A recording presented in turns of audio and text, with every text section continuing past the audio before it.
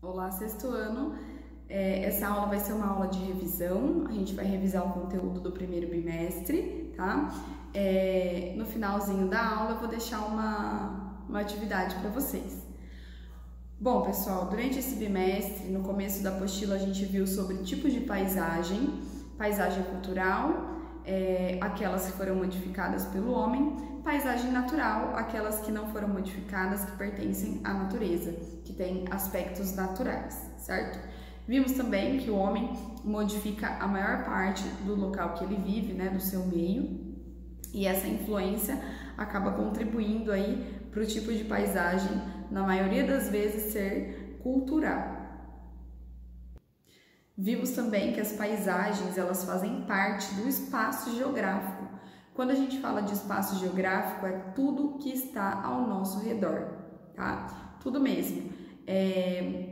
Seja as cidades, o céu, tudo faz parte do espaço geográfico. Então, para a geografia, a gente pode considerar que tanto as paisagens culturais quanto as naturais fazem parte do espaço geográfico. Estudamos também um pouquinho sobre o planeta em que a gente vive, o planeta Terra, né, que está localizado no sistema solar e na Via Láctea, e estudamos os tipos de movimentos realizados pelo nosso planeta e como esses movimentos influenciam no nosso dia a dia. Por exemplo, a existência dos dias e das noites só acontece por conta do movimento de rotação do nosso planeta, né? Então, quando a Terra faz movimento de rotação ao redor dela mesma, né, uma parte dela acaba ficando escura porque não está em contato, né, com o Sol. Então, acaba sendo noite de um lado do planeta e do outro acaba sendo dia. Então, a gente viu esse movimento, que é o de rotação. Vimos que existe também o movimento de translação, que é o movimento que o nosso planeta dá ao redor do Sol. E esse movimento tem a duração de 365 dias e 6 horas. E esse movimento, ele acaba sendo aí responsável também pela ocorrência das estações do ano, né? Então, a cada extremo aí, a cada 3 meses aí que o nosso planeta dá ao redor do Sol, né, faz esse movimento, acaba mudando as estações, por conta aí da inclinação também, né, existente no eixo do nosso planeta. Estudamos também o movimento aparente do Sol, né? O Sol tem... por que aparente? Porque, na verdade, quem está se movimentando aqui é a Terra, né? Mas a gente tem a impressão que é o Sol que está se movimentando. Aparente porque a gente tem a impressão que o Sol nasce no leste e se põe no oeste, né? Então, através disso, a gente consegue também se localizar através desse movimento aparente do Sol.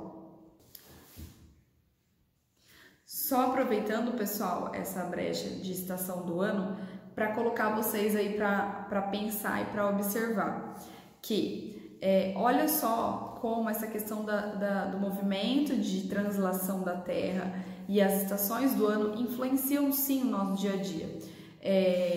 Há mais ou menos uns 2 meses atrás, 6 horas da tarde, ainda estava super sol, né? Estava escurecendo super tarde, porque a gente ainda estava no verão. Nós estamos atualmente no outono, tá? A gente só vai entrar no inverno dia 21 de junho. E a gente consegue já perceber no outono que o dia está ficando um pouco mais curto.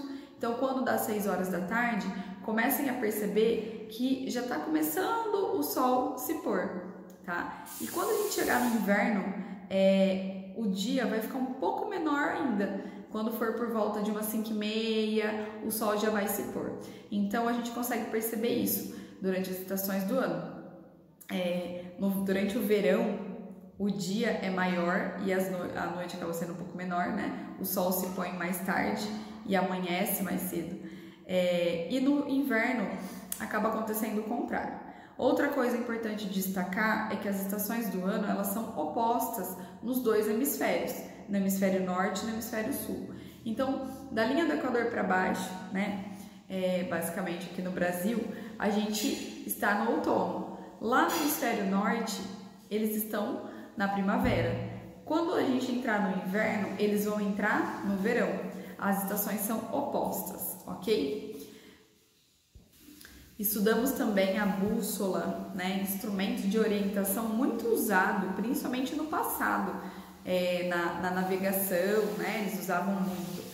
E vimos também que hoje, devido a todos os avanços tecnológicos, nós temos meios de localização bem mais precisos, né? E fáceis de serem utilizados, como o GPS, presente aí nos celulares e vários outros aparelhos. E eles usam aí para conseguir obter a localização exata o sistema de coordenadas geográficas, né? Que nada mais é do que capturar a latitude e a longitude, e que são números, né? Que a gente já viu durante as aulas, e através da latitude e a longitude consegue traçar o ponto exato de localização, tá? Então hoje a gente tem esse sistema bem mais tecnológico aí do que no passado. Vimos também, pessoal, que por conta desse movimento, né, de rotação da Terra, não tem como a gente ter um horário só para o mundo todo. Não dá para ser 7 horas da manhã no Brasil e 7 horas da manhã na China, por exemplo, no Japão. Por quê? Porque de um lado, se de um lado está dia, né, do outro lado está noite. Então a gente tem que ter os fusos horários. Os fusos horários ajudam aí a equilibrar essa questão aí do horário e a radiação do sol. Então a gente consegue aí ter algo mais equilibrado. Então por isso que existe, tá? E a gente viu também, são 24 fusos horários, que é a quantidade de horas que a gente tem durante o dia. Então nós vimos que no Brasil nós temos 4 fusos horários, um que vai pegar as ilhas oceânicas que estão aí próximos ao Brasil, né? Eles pertencem ao território brasileiro, por exemplo, Fernando de Noronha.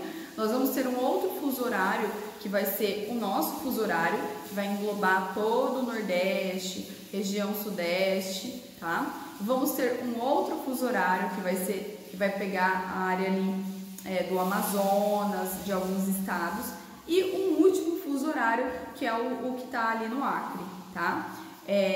Por que no Brasil tem tantos fusos horários? Porque o Brasil é um país de uma extensão territorial grande, tanto de norte a sul quanto de leste a oeste, tá? Então, lembra que eu disse que o movimento de rotação, então em alguns lugares acaba escurecendo mais cedo, por isso que o horário é 1. Em outros acaba demorando mais para escurecer. Então por isso a necessidade aí de ter mais de um fuso horário, certo? Então no nosso país a gente tem.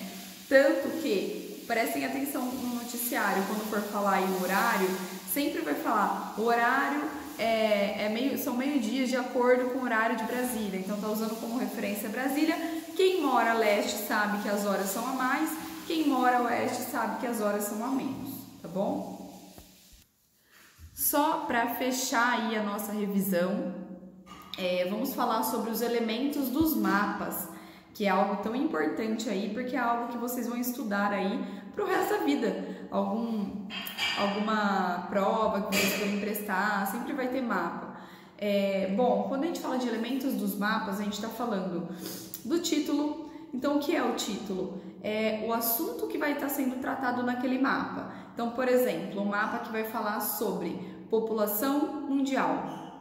Então, se está lá população mundial, esse é o título do meu mapa.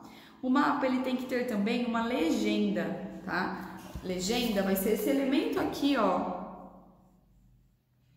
do lado do mapa, tá? A legenda ela vai me ajudar a entender o que está sendo mostrado naquele mapa. Tá? Por exemplo, um mapa que está mostrando climas. Então lá na legenda tá que o clima tropical está em verde, o clima subtropical está em rosa, o clima equatorial está em vermelho. Então isso é a minha legenda que vai me possibilitar entender o meu mapa, tá bom? Temos ainda nos mapas a rosa dos ventos. A rosa dos ventos ela vai nos ajudar a nos orientar e perceber onde é o leste, onde é o oeste, onde é o norte, sul, tá? Ela vai ter os pontos cardeais e os pontos colaterais. Ainda nos mapas, vamos encontrar também a escala geográfica. Essa escala nos permite saber quanto aquele mapa foi diminuído, né, para poder ser representado e representar aí o tamanho real do local, tá? O mapa também, se for um mapa de uma fonte segura, ele vai ter também a fonte, o local que foi retirado, tá? Então, esses são os elementos dos mapas. Pessoal, a nossa revisão vai terminar por aqui. Eu vou deixar como atividade aí de reflexão para vocês fazerem no caderno mesmo de vocês, um resumo do conteúdo da nossa aula, que foi uma aula de revisão. Então, podem fazer em forma de tópicos, explicar, pode fazer em forma de texto, da forma que vocês acharem melhor, tá? Pode deixar no caderno de vocês. Espero que tenham uma boa aula e até a próxima!